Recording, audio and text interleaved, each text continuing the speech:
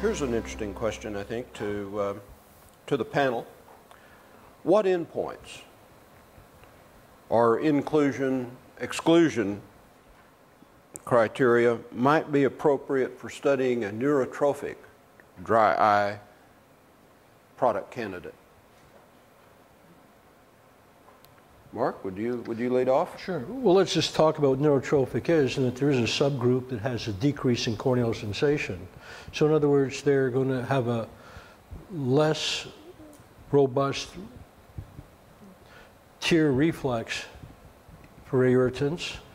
They're going to have a less robust blink defense against irritants. And for baseline, depending on the level of neurotrophic changes, it can affect the rate of mitosis and epithelial growth so that you may get non-healing defects. It's going to affect, as Darlene was showing, your input into the afferent autonomic nervous system so that you're going to have less mucin, less aqueous, and probably less oil. So looking at that as a pathology, how would you study that? Well, these are people who have like almost micro-leprosy, if you want. They're not able to quite protect themselves. It should be very apparent in stressed environments that they don't respond as well, and that anything which improves their ability to respond it should be fairly, relatively easy to detect. The same one would expect in the environment if you could control for that. So I think insofar as you can identify these people with either Cauchy-Bonnet, decrease in vision, the type of exposure keratopathy associated with it, or some of the puff ways of defining decrease innervation, I think all those may be good on the inclusion criteria stage. And then I turn to Dr. Chambers and I say something along these lines. Would this be a good start for a program development, and any suggestions on the regulatory side of the ClinRed pathway? Yeah, and I would agree that I would have my entry criteria based on Croney-Boucher testing and pick a particular level of corneal sensitivity and say anybody that falls below this is acceptable for the clinical trial. You know, I assume that would probably be a different type of indication or clinical trial than a dry, because obviously these patients won't have a symptomatic improvement since they don't have any sensation. But you know, paradoxically, that's one group, like I showed in my talk. You know, I think there's a subset of severe dry patients that do have a neurotrophic component, particularly Sjogren's syndrome, where you know, paradoxically they won't have any symptoms to begin with, and as their ocular surface improves, they actually, and they get nerve regeneration, they actually start to get worsening symptoms. So there's a disconnect in the opposite way. So those patients, you'd have to be very careful, I think, from my perspective, about evaluating their symptoms.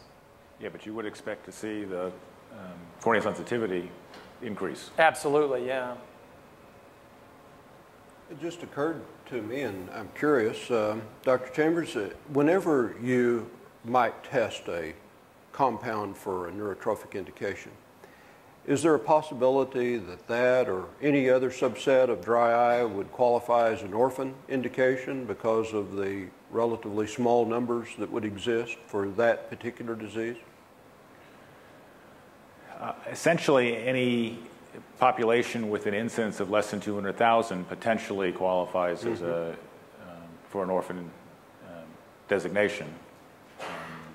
That decision is made by a group that's in the commissioner's office, and they evaluate the potential incidence and will designate products as orphan products for development.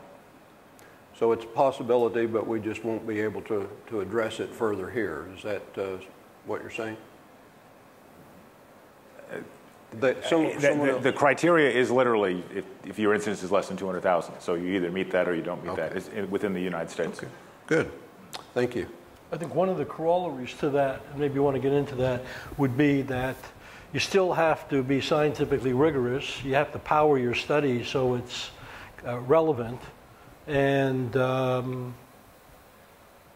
Well, I think the designation affects what some of the tax benefits are and what exclusivity is afterward. It does not affect the criteria for approval. So all the same things that I was talking about before, whether it's an orphan product or not, all still apply. It might affect the total number of patients that you have to subject that are subjected to the drug, and as you said, provide some additional regulatory exclusivity. Is that correct? Yeah, it actually is unusual to affect the total number of patients. Okay. In the trial, with the exception of there are some metabolic diseases where